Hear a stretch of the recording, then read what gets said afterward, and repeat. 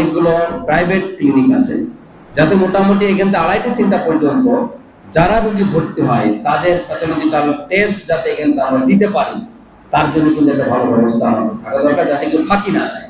অভয়নগর উপজেলা হাসপাতাল ব্যবস্থাপনা কমিটির সমন্বয় সভা অনুষ্ঠিত।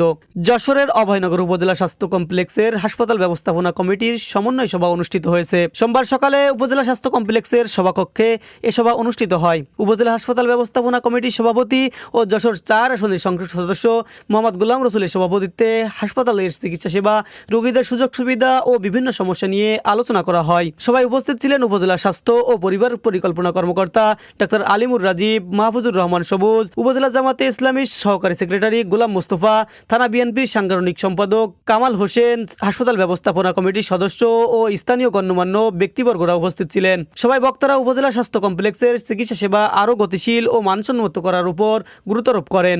পাশাপাশি রোগীদের প্রয়োজনীয় সুযোগ সুবিধা নিশ্চিত করতে হাসপাতালের বিভিন্ন সমস্যা সমাধানে কার্যকরী পদক্ষেপ নেওয়ার বিষয়েও আলোচনা করা হয়।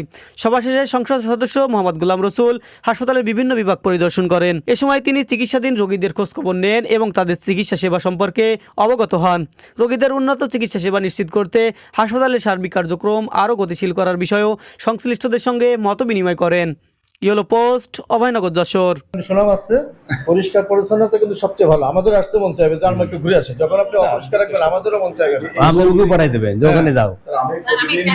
ঠিক আছে।